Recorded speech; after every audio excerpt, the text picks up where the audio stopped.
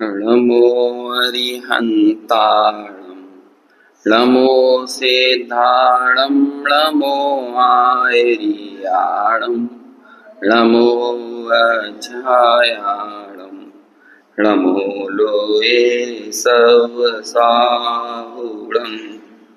मङ्गलं भगवान् वीरो मङ्गलं गौतम गणी मङ्गलं कुन्द कुन्दाद्यो जैन धर्मोऽस्तु मङ्गलम् सर्वमङ्गलमाङ्गल्यं सर्वकल्याणकारकं प्रधानं सर्वधर्माणां जैनं जयतु शासनम् जैनं जयतु शासनम् वन्दित सर्वसिद्धे तोमचरणो वमं गदिं पत्ते वोच्छामि समय पाहुड मिणमो सुध केवली भणिदं नमः समय साराय स्वानुभूत्या चकासते चित् स्वभावाय भावाय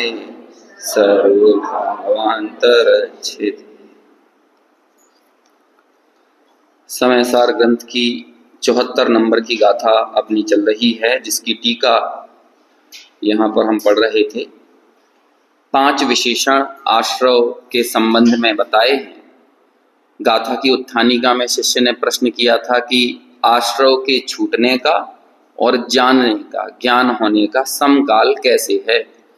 जैसे जैसे हम इन आश्रवों की सच्चाई को समझते चले जाते हैं, जो सच्चाई यहाँ पर इन 5 विशेषणों से बताई है, और पीछे 72 नंबर की गाथा में इसी आश्रव के 3 विशेषण बताए थे। इस तरह से टोटल यदि हम देखते हैं तो एक विशेषण चूंकि कॉमन है, दुख रूप वाला, तो कुल मिलाकर 7 विशेषण हमारे सामने यहाँ पर खड़े होते हैं। कौन कौन से हैं वे 7 विशेषण? पहले हम इन 5 की बात करें तो पहला हमने कौन सा देखा था? अनित्य। दूसरा पहला अध्रुव, दूसरा अनित्य, तीसरा अशरण, चौथा दुख रूप और 5वां दुख का फल, है ना। हमारे लिए ये दुख का फल भी है। कोई हमसे हुआ कोई पूर्व का अपराध हो, उस अपराध का फल भी है, और वर्तमान में भी दुख रूप है, और आगामी काल में भी दुख के फल रूप ही होने वाला है ना। तो इसलिए दुख रूप और दुख फल, ऐसे ये 2 विशेषण दिए। पूर्व के 2 विशेषण और लगा लें तो असुचि और विपरीत, विरुद्ध स्वभाव वाला है, अविरुद्ध स्वभाव वाला नहीं है। टीका की पहली लाइन में इसे बद्ध घातक संबंध, आत्मा के साथ बद्ध घातक संबंध वाला है, ऐसा कहा। हमें ये लग सकता है कि भाई ये भी कोई संबंध होता है क्या? कोई हमारी हानि कर रहा है, कोई हमारा वध कर रहा है, तो उससे भी कोई संबंध होता है क्या? तो बिल्कुल होता है। लोक में भी हम बोलते ही है ना, ये मेरा शत्रु है। अभी शत्रु भी कोई मेरा होता है क्या? लेकिन हम शत्रु से भी तो मैं पने के साथ संबंध जोड़ते हैं ना। तो ऐसे ही आचार्य कहते हैं कि जैसे लाख जो कि वृक्ष के साथ जुड़ी रहती है, वृक्ष का क्षेत्र और लाख का क्षेत्र एक होता है, लेकिन वो लाख वृक्ष के साथ बद्ध घातक संबंध रूप से है। मतलब जब तक वो वृक्ष के साथ रहेगी, वृक्ष का घात ही करेगी, वृक्ष को वो पल्लवित नहीं करेगी, वृक्ष को वो पोषण नहीं देगी। ऐसे ही आश्रव आत्मा के साथ जब तक रहेंगे उसका घात करेंगे। यहाँ घात करने से अभिप्राय है उसकी सामर्थ्य को प्रकट नहीं होने देंगे। इसलिए ये आश्रव किंचित मात्र भी ममत्व करने लायक, प्रीति करने लायक नहीं है। यदि हमें आश्रव के साथ इस विषय को समझने में समस्या होती है तो आश्रव के स्थान पर हमें इच्छा रख लेना चाहिए, क्योंकि हम इस आश्रव को इच्छाओं के रूप में अपने भीतर कुलाटी मारते हुए देखते हैं। कल हमने अनित्य और अध्रुव इन 2 विशेषणों के अंतर देखे थे। अध्रुव की बात करते हुए कहा था कि एक ही दिशा में अप डाउन होना, ये क्या कहलाता है? अध्रुव। और विपरीत दिशा की तरफ चले जाना, वो क्या होता है? अनित्य। तो ये आश्रव अध्रुव तो है ही और अनित्य भी हैं। अरे आप लोग प्रथमानुयोग की कहानियां पढ़ोगे तो आपको ये बात बहुत साफ साफ समझ में आएगी। वो कौन से मुनिराज की एक कथा आती है जिसके बारे में पूछा जाता है कि भगवान की समो शरण में पूछते हैं कि ये इसका क्या होगा, ये जो मुनिराज हैं इनके किस ये इन मुनिराज के कैसे परिणाम हो रहे हैं, ये परिणाम से कहाँ जाएंगे। तो भगवान की वाणी में क्या आता है कि ये जो है ना मुनिराज, ये 7वें नरक में जाएंगे। समझ में आया। थोड़ी देर बाद डाउट होता है, अरे मुनिराज हैं, तपश्चर्या कर रहे हैं, ये नरक में कैसे जा सकते हैं। कौन से मुनिराज की कहानी वो पता है। फिर तो दूसरी बार फिर उनसे पूछा जाता है, डाउट होता है ना, सही सही बताइए कहाँ जाएंगे। थोड़ी देर बाद फिर से भगवान की वाणी, भगवान के सामने प्रश्न खड़ा होता है, तो कहते हैं ये तो स्वर्ग में जाएंगे, है ना। थोड़ी देर बाद फिर पूछते हैं, अभी आप नरक में कह रहे थे, स्वर्ग में कह रहे हो। फिर कंफर्म करने के लिए फिर पूछा जाता है, तो कहते कहाँ जाएंगे, कहते सर्वार सिद्धि में जाएंगे। फिर उसके बाद अभी भी डाउट बना हुआ है, ये कहते हैं भगवान भी ये 3-3 तरह की बातें कैसे कर सकते हैं। फिर उनसे फिर पूछते भगवान सही सही बताओ कहाँ जाएंगे, कहते हैं वो तो मोक्ष चले गए। समझ में आया। थोड़ी सी देर के अंतराल से प्रश्न पूछने पर तो फिर ऐसी पुनः शंका होती है, क्या कह रहे हो भगवान आप। कहते हैं देखो तुम्हारे प्रश्न है कि इन मुनिराज के परिणाम जो हो रहे हैं ये कहाँ ले जाएंगे। तो तुम जिस समय के परिणामों की बात कर रहे थे, हम उस समय से उत्तर दे रहे थे कि पूर्व में जब तुमने ये प्रश्न किया था, जब उनके परिणाम ऐसे थे, ये 7वें नरक वाले थे। फिर वो घटना पूरी बताई जाती है कि वो मुनिराज पहले एक राजा थे, वहां से 2 महिलाएं सर पे घड़ा लेके निकल रही थी और आपस में बात करती हैं कि ये जो मुनि है ना, ये मुनि हमारे नगर के राजा थे, बहुत प्रतापी राजा थे और इनके शासनकाल में बहुत अच्छा राज्य चलता था। लेकिन अब इनका पुत्र, ये तो मुनि बन गए, पुत्र को सत्ता सौंप के चले गए हैं और इनके पुत्र ने को दूसरे देश के राजा ने आके अटैक करके अपना गुलाम बना लिया है और पराधीन हो गया पूरा राज्य। तो अंदर से बात सुन के वो मुनिराज को एकदम क्या आती है, अंदर से ताव आ जाता है, खून खोल जाता है उनका। और जब उन्हें ऐसा तुरंत लगता है कि ये लड़के से कुछ नहीं बनता, कपूत निकला है ना, आज यदि मैं होता तो उसको ऐसे पराजित कर देता, तो वो जो परिणाम था, वो परिणाम उन्हें कहाँ ले जाने वाला था, 7वें नरक में ले जाने वाला था। तत्काल अपने उस परिणाम की समीक्षा करते हैं, अरे धिक्कार है ऐसे परिणाम को कि मेरे को ऐसा भाव आया कैसे। तो जिस समय वो अपने उसी परिणाम की समीक्षा कर रहे थे, फिर वो प्रश्न पूछा अब कहाँ जाएंगे, कहते हैं अब स्वर्ग जाएंगे। और फिर वो धीरे धीरे अपने स्वरूप में स्थिरता की ओर बढ़ने लगे। फिर जब तीसरी बार प्रश्न किया तो कहते हैं अभी इनका परिणाम जो है, चूंकि रागांश विद्यमान है, अभी ये कहाँ जाएंगे, अब सर्वार सिद्धि जाएंगे। और कालांतर में उन्होंने अपने उस रागांश का भी अभाव कर दिया और फिर कहाँ चले गए, जब चौथी बार सवाल निकला तो अब तो मोक्ष ही चले गए। ऐसे आप देखो प्रथमानुयोग के उदाहरण। प्रथमानुयोग हमें एक किसी भी पात्र से नफरत करना नहीं सिखाता। यदि आपको कोई पात्र ऐसा दिख रहा हो प्रथमानुयोग में कि नफरत करने लायक है, तो आप उस प्रथमानुयोग की आगे पीछे की परंपरा को देखोगे तो आप देखोगे वो नफरत करने वाला जो पात्र था वो मोक्ष चला गया। यदि आप ऊपर ऊपर की घटनाएं देखोगे तो आपको नफरत हो रही होगी, द्वेष हो रहा होगा। शांतिनाथ भगवान के पूर्व भाव की कथा है, 6-7-8 भाव पुरानी कथा है। जब शांतिनाथ भगवान एक राजा थे और उनकी पत्नी थी, और उनका जो पुत्र था वो एक नौकरानी से प्रेम में पड़ गया, उसी राज्य की प्यार में पड़ गया वो। तो वो कहते हैं, दोनों पति पत्नी अपने बेटे से समझाते हैं, अरे तू पागल हो गया है क्या, तू तुझे और कोई नहीं मिला, तू थोड़े से अपने कुल की लाज रख, अपनी सत्ता की, साम्राज्य की, अपनी प्रतिष्ठा की कुछ तो लाज रख। लेकिन उसे कुछ समझ में नहीं आया, सब कुछ लिख दिया, सब कुछ कह दिया, सब तरह से समझा लिया, लेकिन वो बच्चा तो बेगाना हो गया था। वो तो कह रहे नहीं मैं शादी करूंगा तो इसी से करूंगा, ऐसा प्रताड़ित था, है ना, काम भाव से अपने, कि वो नहीं मानने के लिए तैयार था। कालांतर में दोनों पति पत्नियों ने क्या किया, एक सुसाइड नोट लिखा और दोनों आत्महत्या कर गए कि भैया इसकी ये तो मानने वाला है नहीं है, हम बदनामी नहीं सह पाएंगे इस राज्य में।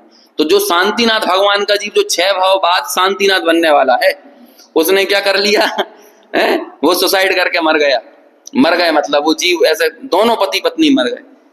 जब वो बच्चा आया ना, पहले तो माँ बाप की बात समझ नहीं रहा था, और जब बच्चा आया उसने वो पापा का मम्मी का सुसाइड नोट पढ़ा तो उसको ऐसा वैराग्य आया कि वो उसने फिर तुरंत के तुरंत, लड़की से शादी करना तो छोड़ो, उसने वहीं के वहीं तुरंत जिन दीक्षा धारण करी और उस भाव से मोक्ष चला गया। ये तो सुसाइड करके चले गए कुगति में, और वो जो लड़का जिसके लिए इन्होंने सुसाइड किया था वो कहाँ चला गया, वो मोक्ष चले गए।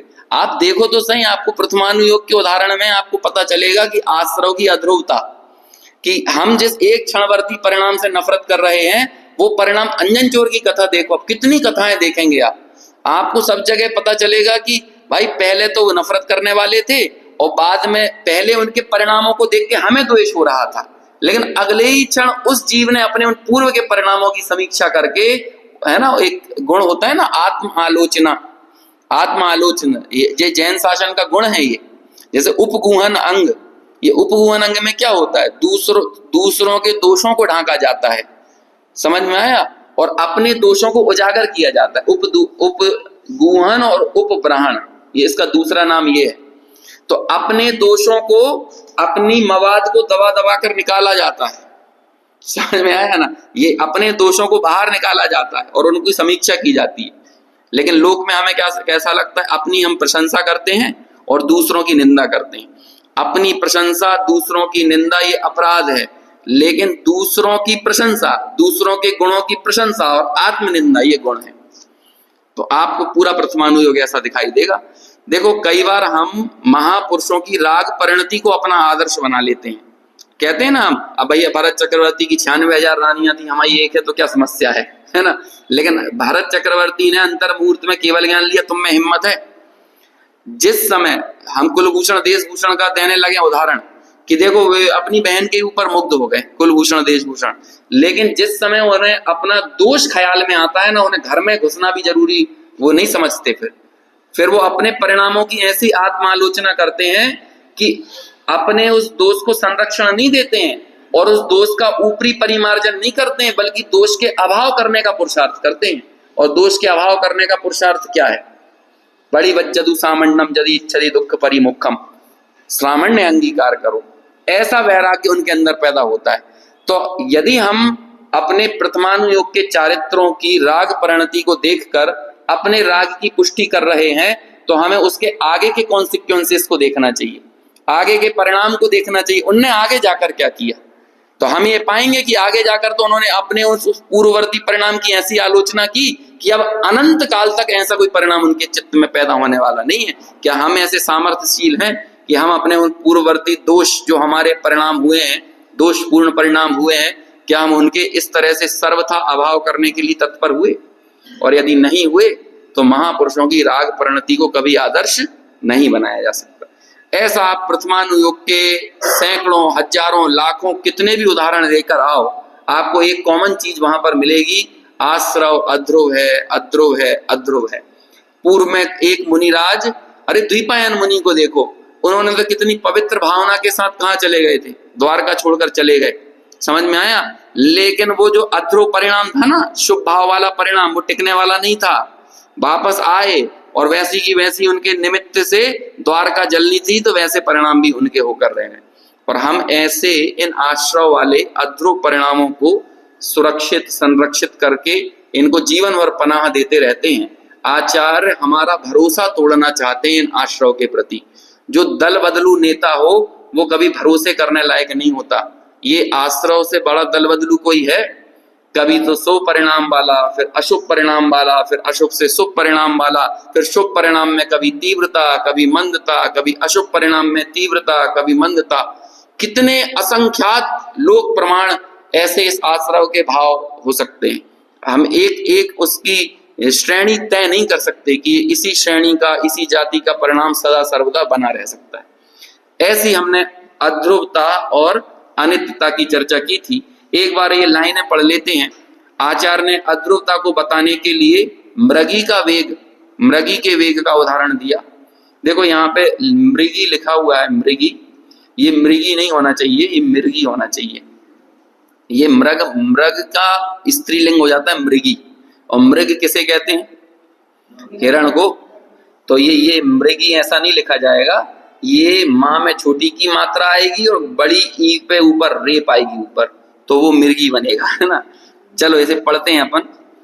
आश्रव मृगी के, मृगी नहीं मिर्गी के वेग की भांति बढ़ते घटते होने से अध्रुव है, और चैतन्य मात्र जीव ही क्या है? वो ही एक ध्रुव है। देखो एक एक अध्रुव के सामने चैतन्य को भी खड़ा करना जरूरी है ना। तो ऐसा वो चैतन्य क्या है? वो जीव ही ध्रुव है। आश्रव शीत दाह ज्वर के आवेश की भांति अनुक्रम से उत्पन्न होते हैं, है ना। कभी शीत, कभी दाह, कभी शीत दाह, इस तरह से चल रहा है अनुक्रम से। जिस समय शीत है तब दाह नहीं, जब दाह है तो शीत नहीं, जब शुभ परिणाम है तो अशुभ नहीं, अशुभ है तो शुभ नहीं। तो इस तरह से इनका दल बदल चलता रहता है, इसलिए अनित्य है। समझ में आया ना? यदि शीत है तो शीत सस्टेन नहीं करेगा, निरंतर नहीं बना रहेगा। यदि दाह है तो दाह निरंतर बना नहीं रहेगा, थोड़ी देर बाद दाह शीत में बदल जाएगा और शीत कभी दाह में बदल जाएगा। ये इससे हम सबको सचेत होने की भी प्रेरणा मिलती है। जो टोडरमल जी का एक वाक्य है, हमें तो बिल्कुल अपने मस्तक पर लिखा लेना चाहिए वो वाक्य, कि ये समागम सदा नहीं रहेंगे, है ना। पहला क्या है? ये समागम, यदि हम इस समागम का अहंकार करने लगे ना, हमारे तो बहुत अच्छा सत्समागम है, हमारे यहाँ तो रोज स्वाध्याय होता है, ये सब यदि लगने लगे तो याद रखना है, हमेशा याद रखना, ये समागम सदा नहीं रहेंगे।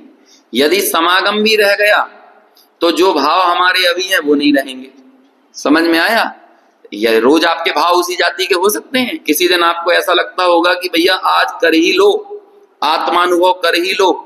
और आचार्य अमृतचंद्र का एक कलश हमने पढ़ा था कि ये उदाहरण का आनंद खत्म होने से पहले ये जो वेग पैदा हुआ है ना आनंद का, उत्साह का, इस वेग में आत्मा की अनुभूति कर ही लेना, क्योंकि थोड़ी देर बाद क्या होगा, ये वेग उतर जाएगा, विशुद्धि चली जाएगी, तो फिर देशना भी काम नहीं करेगी।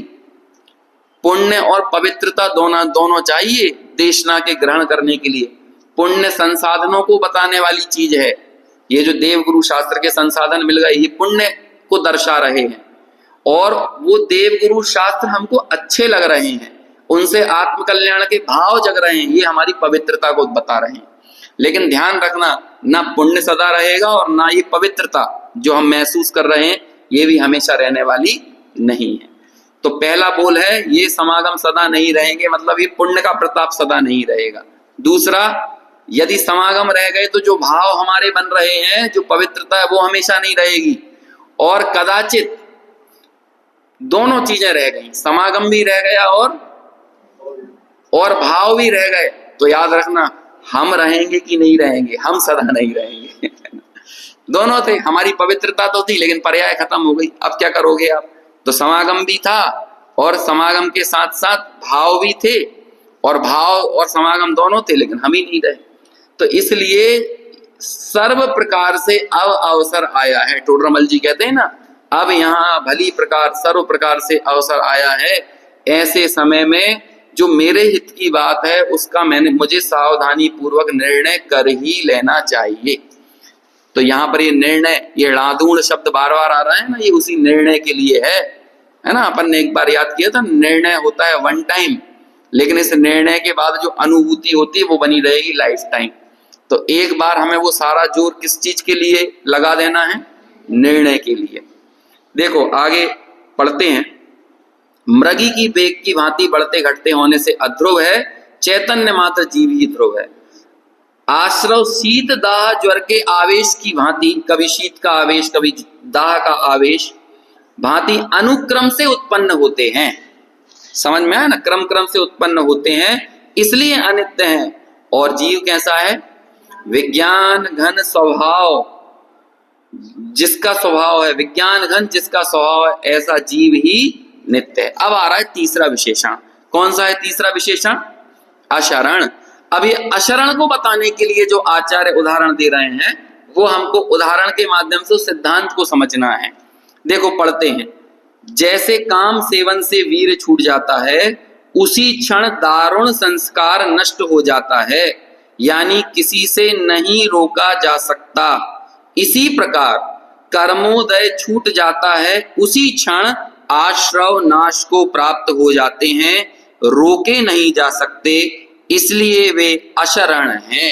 अब इसके अशरण के बताने के लिए एक उदाहरण दिया।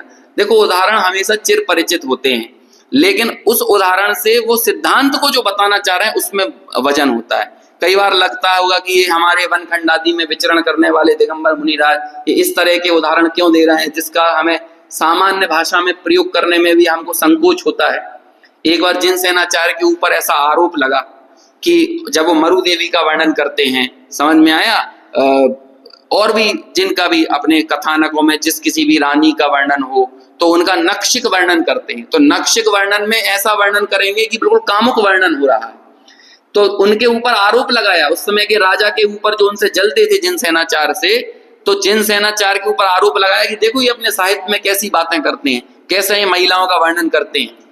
तो जब उनको बुलाया गया राजसभा में, है ना, आदेश देकर, तो आपने क्या लिखा है? तो उन्होंने कहा कि मैंने ये लिखा है। लेकिन जिस समय वो अपना वो सारा प्रसंग जो उन्होंने लिखा है वो बता रहे थे, उनके ना चित्त में किसी प्रकार का विकार था और ना भाषा में किसी प्रकार की लड़खड़ाहट थी। उन्होंने कहा कि और आगे जाकर मैंने इसी सौंदर्य का, इस काम भाव का आगे जाकर मैंने निषेध किया है। एक बार एक क्या कहते हैं अपने हाई कोर्ट के या सुप्रीम कोर्ट के जज ने एक स्टेटमेंट दिया था, कहते हैं इस विश्व में कहीं अश्लीलता नहीं है, यदि अश्लीलता कहीं है तो वे इंसान की निगाहों में है। और जिस व्यक्ति के चित्त में विकार होगा तो उसके चित्त के विकार के कारण उसकी भाषा में अच्छे शब्दों में भी विकार होगा। वो टोंट वाली भाषा होती है ना, व्यंग्यात्मक भाषा होती है। लेकिन आचार्य जब किसी बात को यहाँ पर समझाने जा रहे हैं तो फिर वो उनका पूरा जोर अपने उस उदाहरण की तरफ, उदाहरण से सिद्धांत की तरफ है और वो उसकी तरफ हमारा इशारा कर रहे हैं। अब वो ये देखो क्या कह रहे हैं, वो ये कह रहे हैं कि देखो इंसान के भीतर काम भाव हो। अब ये काम भाव कितना अशरण है, उसकी अशरणता बताने के लिए कह रहे हैं कि काम सेवन के दौरान वीर स्खलन के साथ वो काम भाव को खत्म नहीं करना पड़ता, काम भाव चला जाता है। अब देखो इसी स्थान पर क्या लाना, रोका नहीं जा सकता, स्वयं नष्ट हो जाता है। अरे जो चीज खुद मरने वाली हो तुम उसको मारकर हत्यारे क्यों बनना चाहते हो? हमें लगता है ना मैं कर्म को पराजित कर दूंगा, मैं कर्म को हरा दूंगा, मैं कर्म को नष्ट कर दूंगा। अरे तुम क्यों परेशान हो रहे हो? वो कर्म खुद ही नष्ट हो जाने वाला है, तुम तो ज्ञाता दृष्टा रहने का अभ्यास करो। ऐसे ही यहां कहते हैं कि कर्मोदय के बाद, जैसे कि आश्रव पैदा कैसे हुआ है, क्रोध आया ना, क्रोध नाम का चारित्र मोहनीय कर्म का उदय आया, जिसे हम क्या बोलते हैं, जिसे हमने भावक कहा था पूर्व में, दो शब्द किए थे ना, भावक और भाव्य। भाव्य मतलब क्या होता है, यहां लिखे क्या? नहीं लिखा। भावक और भाव्य, तो भावक के कारण भाव्य हुआ। जब भावक स्खलित हो गया, जब कर्मोदय हो गया, तो अब बोलो इस भाव्य को रोक के बताओ, रोक सकते हैं? ऐसे ये जो आश्रव हो रहा है ये तो भाव्य है। हमारे मन में जो मोह राग द्वेष रूप परिणतियां पैदा हो रही हैं ये तो भाव्य है। लेकिन ये परिणतियां पैदा क्यों हो रही हैं? जैसे कि हम और आप में से किसी को लगता है कि मैं बहुत गुस्सैल स्वभाव का हूं, कई लोग कहते हैं ना मैं बड़ा क्रोधी स्वभाव का हूं, तो उससे बोलो कि चल करके बता ना गुस्सा, तो कर सकता है वो गुस्सा, क्यों नहीं कर रहा, क्यों नहीं कर पा रहा है? जबकि उसे इस बात का अहंकार है, मैं बहुत गुस्सैल हूं, मैं बहुत गुस्सैल हूं, मैं बहुत गुस्सैल हूं। तुम कर्मोदय के बगैर गुस्सा नहीं कर सकते हो, और दम हो तो करके बताओ। और जब कर्मोदय चला जाए, जैसे गुस्सा आया ना, कई बार आ गया अपने घर में, बच्चों पे आ गया, पत्नी पे आ गया, किसी पे भी आ गया, मित्र पे आ गया, नौकर पे आ गया, आपका वो गुस्सा निकल जाए, मतलब वो कर्मोदय चला जाए, अब उसके बाद गुस्सा करके बताओ, नहीं कर सकते। जो तो 15-20 मिनट पहले किया ना, कई बार हम इतनी सी, जैसे कहते हैं ना, ककड़ी के चोर को कटार मार देते हैं, ऐसा बोलते हैं ना, ये कि इतनी सी गलती थी, इतनी सी, एक हमारी पत्नी ने थोड़ा सा बर्तन गलत जगह पर रख दिया और हम उस पर ऐसे भड़बड़ा गए बिल्कुल। और कई बार तो पता चल रहा है कि उसकी लापरवाही के कारण उसने रोटी जला दी, पूरा दूध उफन गया, समझ लो कि बहुत बड़ा नुकसान हो गया, तो भी अपन क्या करते हो, ध्यान नहीं देते। अभी थोड़ी सी पहले जो गलती हुई थी उस पर तो इतने भयंकर कुपित हुए थे, और अभी इतनी बड़ी गलती होने पर भी तुम कुछ नहीं बोले, क्यों नहीं बोले बताओ? क्यों? कर्मोदय, ये जो हमारे मन में जो क्रोध भाव पैदा हो रहा है ये क्यों हो रहा है? उस कर्मोदय के कारण। और जहां वो कर्मोदय निकल जाता है उसके बाद कहते हैं कि रोक नहीं सकते तुम गुस्से को। यहाँ पे जो एक शब्द लिखा है ना, देखो क्या लिखा है, किसी से नहीं रोका जा सकता। तो उसको बताने के लिए उदाहरण दिया कि वीर स्खलन के बाद काम भाव को आप बनाकर नहीं रख सकते हो, ऐसे ही कर्मोदय यानी वो कर्म का स्खलन हो जाए तो उसके बाद आप अपने उस आश्रव को टिकाए नहीं रख सकते हो। ये कितना पराधीन है, जिसका खुद अरे कई बार फिल्मों में ऐसा नहीं होता है कि, अब हालांकि फिल्मों में तो उल्टी तरह से बताते हैं कि वो जिस विलेन था ना वो मरने वाला है, तो वो कहता है नहीं मैं इसे अपनी मौत नहीं मरने दूंगा, इसे मारना तो मुझे ही है तो वो हीरो कहेगा वो अपनी मौत कैसे मर सकता है? अभी कोई दूसरा समझाए भाई क्या मरने जा रहा है, वो तो खुद वेंटिलेटर पे पड़ा हुआ है, कहते नहीं उसे पहले जिंदा करो। कई फिल्मों में ऐसा बताते हैं, उसका पहले उपचार करेगा, स्वस्थ करेगा, उसको होश में लेके आएगा, उसको जागृत करेगा, उसकी चेतनता लेके आएगा और फिर उसके बाद उसको मारेगा। कहते मैं नहीं चाहता था कि तू एकदम अक्षम स्थिति में मर जाए और तुझे पता भी ना चले कि तू वैसे ही मर गया। तुझे तेरे अपराध की मैं याद दिलाऊंगा और उसके बाद तुझे मारूंगा और फिर भले खुद फांसी पे चढ़ जाएगा। है? क्रोध ऐसा होता है कि नहीं? ये विकार है, ये विकार को पनाह देने से ऐसा होता है। देखो एक बार अपन ने किसी प्रसंग में, शायद 57-58वीं गाथा के प्रसंग में ये बात निकली थी कि अटेंशन से ऊर्जा मिलती है कषायों को। बस सिंपल सी बात है, अटेंशन, ये जितना ज्यादा आप उसको ध्यान दोगे ना उतनी ज्यादा वो आपसे ऊर्जा लेगा, आपकी ही ऊर्जा लेगा उस अटेंशन के फलस्वरूप। और हम अनादिकाल से अपने त्रिकाली ध्रुव गायक को पर तो कोई अटेंशन नहीं देते हैं और सारा अटेंशन किस पर रहता है? वो आश्रव की तरफ रहता है। ये आश्रव ऐसा, ये जिसकी शिकायतों की तरफ ध्यान हो वो व्यक्ति शिकायतों से घिरा रहेगा, उसे कभी समाधान दिखाई नहीं देगा। इसीलिए जो शाश्वत समाधान वाला तत्व है वो हमें कभी नहीं दिखाई देता, क्योंकि हमारी निरंतर जो हमारा अटेंशन है, अरे क्यों मरने वाले को मारने के पीछे पड़े हो? जो शाश्वत टिका हुआ अनादि अनंत तत्व है। देखो अगली लाइन देखो क्या कहते हैं, स्वयं रक्षित सहज चित शक्ति रूप जीव ही शरण सहित है। ऊपर तो कर्मोदय का और आश्रव का आचरण बता दिया। अच्छा देखो दोनों चीजें एक साथ खत्म नहीं हुई, दोनों चीजें, कर्मोदय का स्खलन तो कर्मोदय भी खिर गए और उसी समय जो क्रोध आया था वो क्रोध भी खिर गया। और हमने क्या कहा, हमने पहले कर्मोदय के ऊपर अटेंशन देकर आगे कर्मोदय की संतति को भी बढ़ाया और जिस क्रोध के उदय के काल में क्रोध पर अटेंशन देकर क्रोध की संतति को भी बढ़ाया। और ये हमेशा से करते चले आ रहे हैं, अनादिकालीन हमारी प्रवृत्ति इस रूप ही है।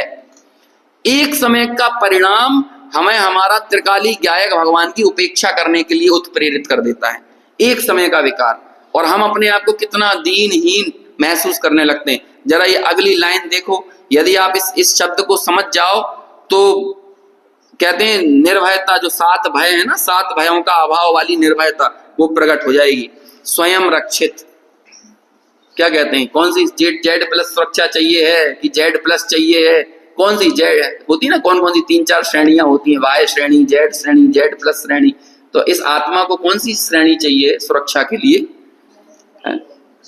क्या नाम दे रहा है इसका? स्वयं रक्षित।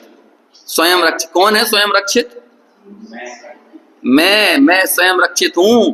ये इसके चित्त शक्ति को, मेरी चैतन्य शक्ति का खंडन करने में दुनिया की कोई समर्थ नहीं है, कोई में इतनी पावर नहीं, नो पोटेंशियल नहीं है इतना कि हमें खत्म कर दे। और यदि होती तो अनंत काल से पूर्व में गुजरा हुआ समय है, कौन कौन से कर्मों ने हमारी हालत खराब की है। एक नियम है कर्णानुयोग का, न्याय शास्त्रों का एक नियम है, बीते हुए काल से आने वाला काल हमेशा अनंत होता है। क्या ये नियम है? बीते हुए काल से आने वाला काल जो होता है वो हमेशा अनंत गुना होता है, अनंत गुना होता है। समझ में आया? तो अभी आप हम किस बात को लेके दुखी हैं? अनंत काल से इन कर्मों ने, इस मोह ने, इस मिथ्यात्व ने, इन राग द्वेष ने हमारा कितना बुरा किया, कितना बुरा किया, कितना बुरा किया।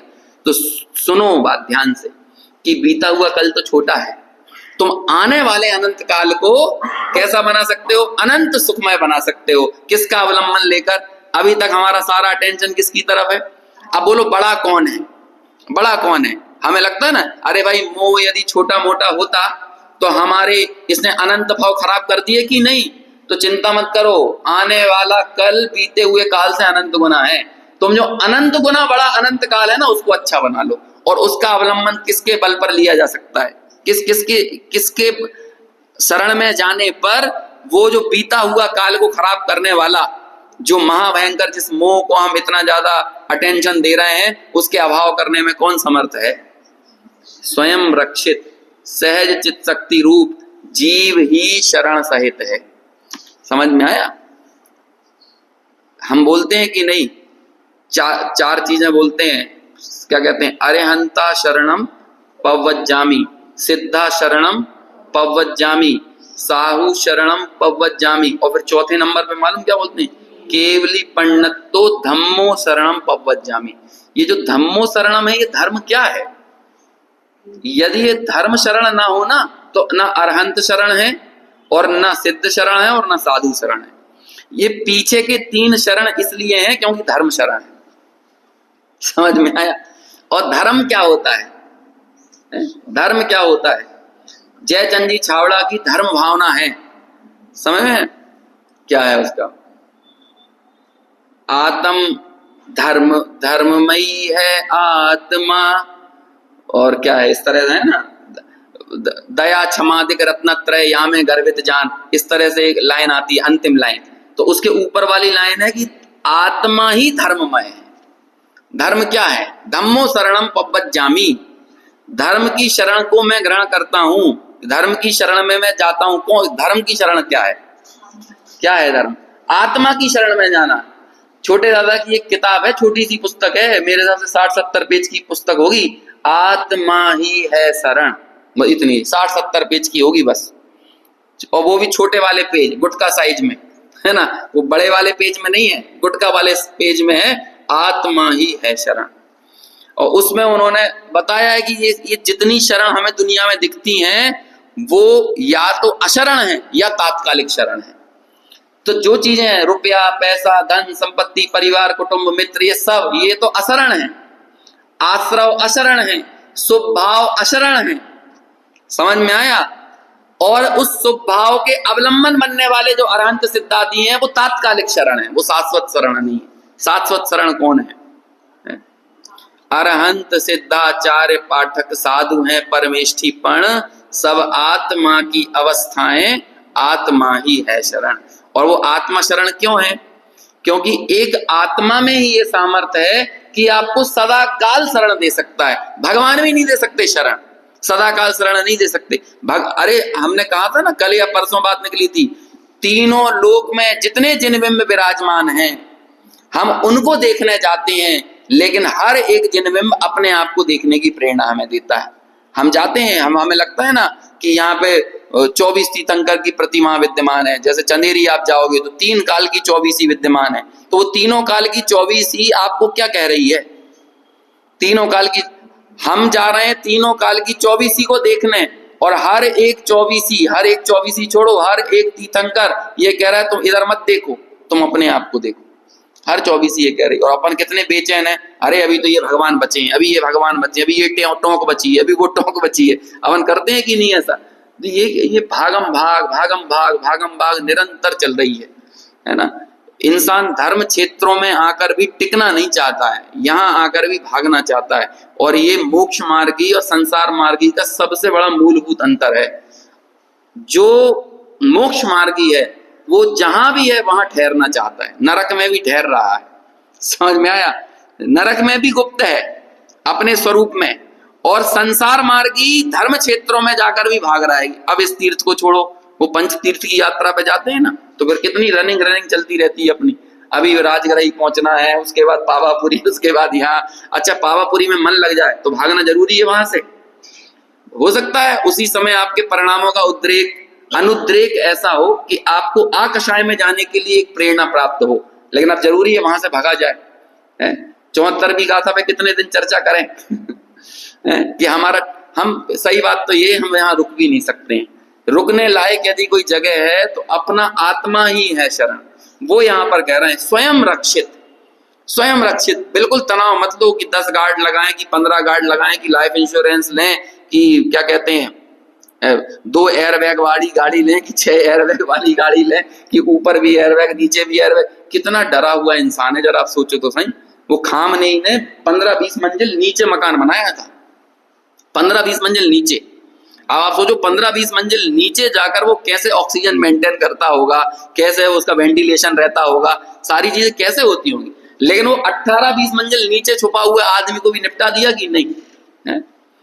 ये ऐसी है ये मृत्यु जो है ना, वो ना किसी कोटर से, ना किले से, ना रक्षकों से, मरते ना बचावे कोई है, मरती बिरिया जीव को कोई ना राखन हार। ये सब आचरण भावना में हम पढ़ते हैं कि नहीं? बहुत अच्छी है ये सब आचरण वगैरह भावनाएं। ये दुनिया की असलियत जो है, सच्चाइयां जो हैं, उन सच्चाइयों को बताने वाली होती हैं 12 भावना। और चूंकि वो सच्चाई को बता रही हैं इसलिए वो आनंद की जननी है, इसलिए आत्मार्थियों को वो आनंद की जननी लगती हैं। लेकिन संसार के कर्तृत्व के अहंकार से पीड़ित व्यक्ति उन 12 भावनाओं को सुनकर उदास हो जाता है। उसे ऐसा लगता है अरे बताओ सबई तो मिट जाने वाला है, तो उसकी आंखों में से आंसू आने लगते हैं। अरे प्रसन्न हो जाओ, नित्य रहने वाला तत्व नहीं मिटेगा। द्रव्य रूप करी सर्व थिर, परजय थिर है कौन। द्रव्य दृष्टि आपा लगो, परजय न करी गौण। समझ में आया? जब वीतराग विज्ञान वगैरह ये छप रहे थे ना उस समय, तो पूरी एक कमेटी बैठती थी कि हमें इसमें पूजा कौन सी लेना चाहिए। ऐसे बड़े बड़े विद्वानों से वो होता था, चर्चा वार्ताएं विमर्श होता था। तो सब लोगों का विमर्श यही था कि भैया बच्चों को पढ़ाना, राजा राणा छत्रपति याद कराओ, राजा राणा छत्रपति याद कराओ। तो दादा अड़े रहे अकेले बड़े बड़े विद्वानों के सामने कि नहीं, द्रव्य रूप करी सर्व थिर। कह रहे राजा राणा छत्रपति तो सबको याद ही है, वैसे ही याद है। ये जयचंद जी चावड़ा की ये याद होना चाहिए, इसको प्रचलन में लेके आओ।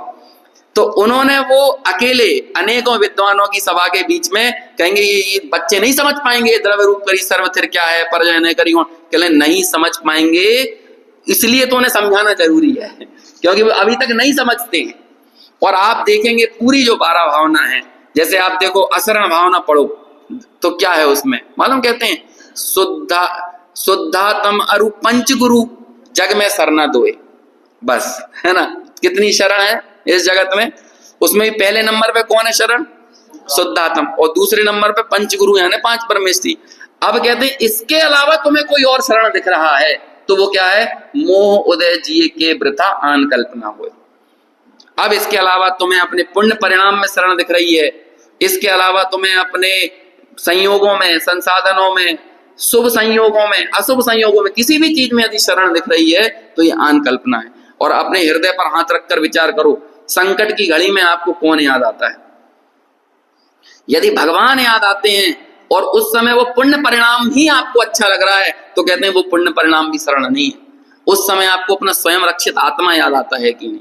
और यदि स्वयं रक्षित आत्मा का स्मरण होता है तो हमने समय सार पढ़ा, और यदि स्वयं रक्षित आत्मा का स्मरण भी नहीं आता है, हमें वो जो निर्भयता यदि अंदर में पैदा नहीं होती, क्योंकि यदि संकट की घड़ी में आप भगवान को याद कर रहे हो तो गारंटी से भगवान को इसलिए याद कर रहे हो कि भगवान आपका संकट दूर कर लें, इसलिए याद करिए। ग्रहित मिथ्यात्व है ये। ग्रहित मिथ्यात्व हमारे 5 परमेष्ठियों के कारण से पनप रहा है।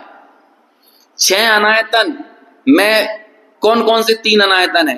कुदेव, कुगुरु और कुशास्त्र, ये अनायतन में नाम है।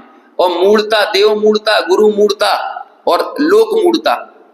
मूर्ता में भी देव का नाम है और अनायतन में भी देव का नाम है, लेकिन मूर्ता में कुदेव मूर्ता नहीं लिखा है, देव मूर्ता। ये देव मूर्ता और कुदेव नाम के अनायतन में क्या अंतर है?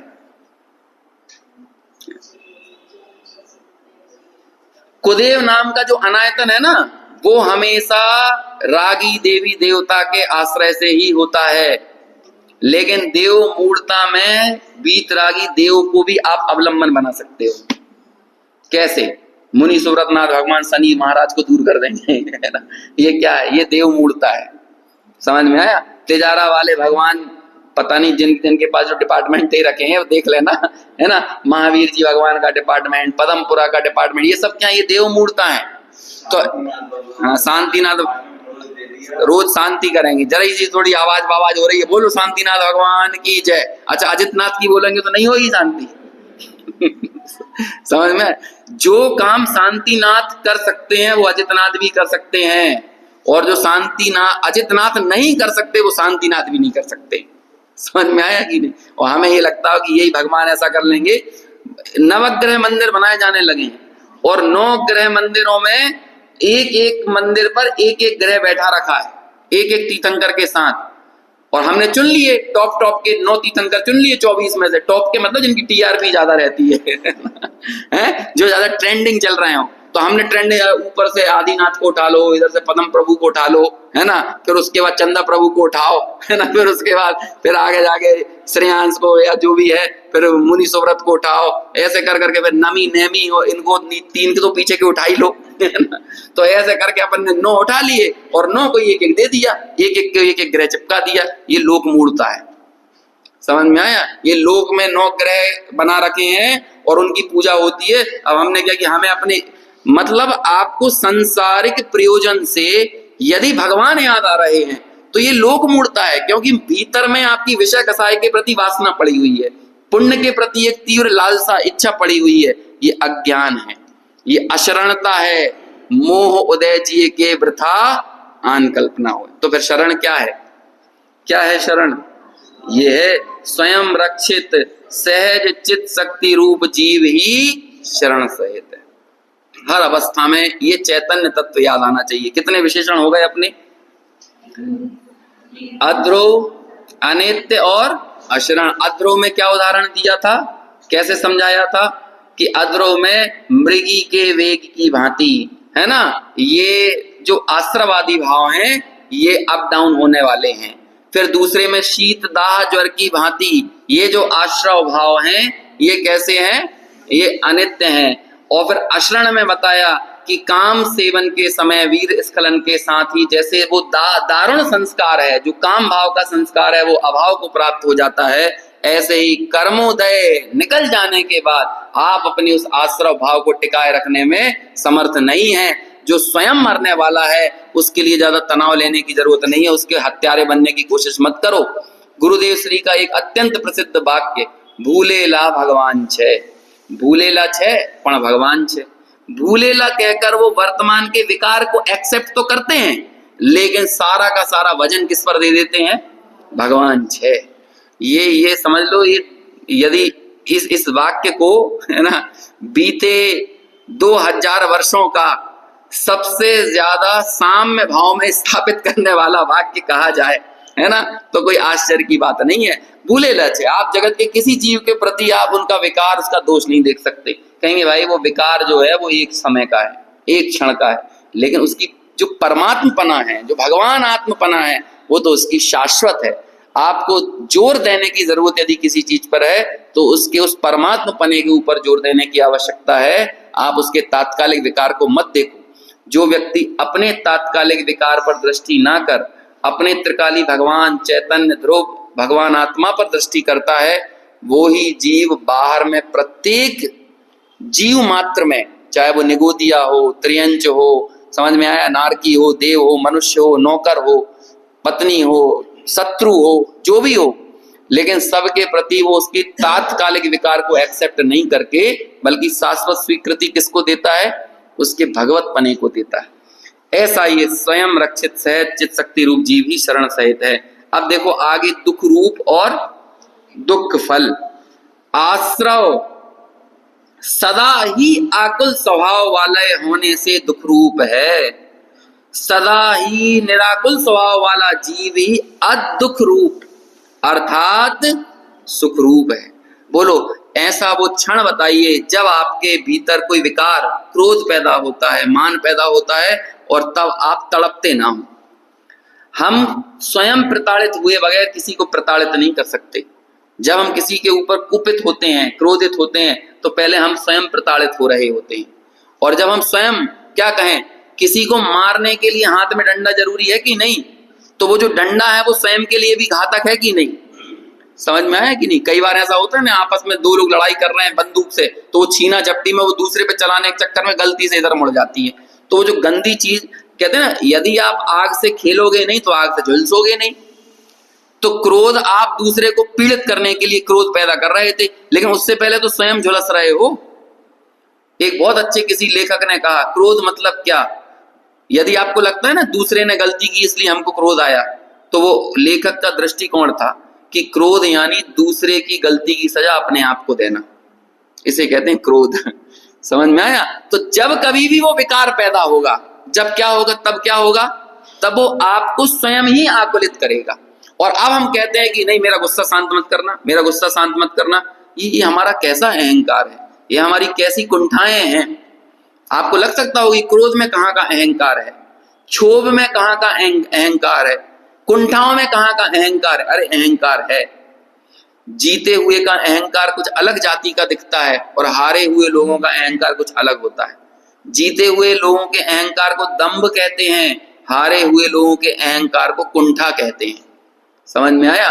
कई बार वो दंभ तो जाहिर हो जाता है, लेकिन कुंठा वैसी प्रकट नहीं होती जैसा दंभ जाहिर होता है, लेकिन रहती हैं, भीतर में रहती हैं। जीता हुआ आदमी गुरूर से भरा होता है और हारा हुआ जो कुंठित आदमी है वो शिकायतों से भरा हुआ होता है। जो व्यक्ति जितनी ज्यादा शिकायतें कर रहा है, समझ लेना उसका अहंकार उतना बड़ा है। जीतने के बाद वो व्यक्ति जीता हुआ अहंकारी व्यक्ति कहेगा मैंने ऐसा कर दिया, मैंने जीत दिला दी, है ना। और हारा हुआ व्यक्ति क्या कहेगा? हारा हुआ कहेगा अरे अब वो जीत गए, आज हम गलती से हार गए, इस तरह से कहेगा ना। या मुझे मौका नहीं मिला, समझ में, उन्हें मौका मिल गया, मुझे मौका नहीं मिला। ये इस तरह की जो बातें करते हैं, कौन करता है? अरे हमारे घर में गरीबी थी इसलिए हम नहीं कर पाए, हमें पढ़ने का साधन नहीं मिला इसलिए हम नहीं। ये तुम्हारी कुंठा है, लेकिन तुम भीतर में भरे हुए किसी गहरे अहंकार से ही हो। और ऐसे ही अहंकार की जो बुद्धियां हैं ना हमारी, ये सारी कषायों में चलती है। मेरा क्रोध, मेरी माया, मेरा लोभ, मेरा हास्य, मेरी रति, मेरी यरति, मेरा शोक, मेरा वह, मेरी जुगुप्सा, स्त्री वेद, पुरुष वेद, नपुंसक वेद, सब में ये अहंकार। और इन सब अहंकारों को एक नाम दे दें तो क्या कहेंगे? आश्रव। आश्रव में इस जीव का अहंकार है। तो जब अहंकार यानी आश्रव में रूप जब आपको लग रहा है, तो बोलो आप उसे दूर करने का प्रयास क्यों करोगे? जब आश्रव में आपको आपकी सत्ता लगने लगी, तो आप उस सत्ता का नाश करने का प्रयास क्यों करोगे? तो पहले उसके नाश करने के पूर्व क्या जानना जरूरी है? ये मेरी सत्ता नहीं है, ये तो दुख रूप है, ये विपरीत स्वभाव वाला है, ये अशरण है, ये अनित्य है और ये अध्रुव है। और भगवान आत्मा कैसा है? यहाँ पे भगवान आत्मा नहीं लिखा, लेकिन 72वीं गाथा में प्रत्येक बोल के विरुद्ध में क्या लिखा था? भगवान आत्मा। ऐसे ही हमें भगवान आत्मा ध्रुव है, भगवान आत्मा नित्य है, भगवान आत्मा शरण है, भगवान आत्मा सुख रूप है और भगवान आत्मा ही सुख का फल है। और आगे इन अंतिम दो विशेषणों की चर्चा अपन कल करेंगे।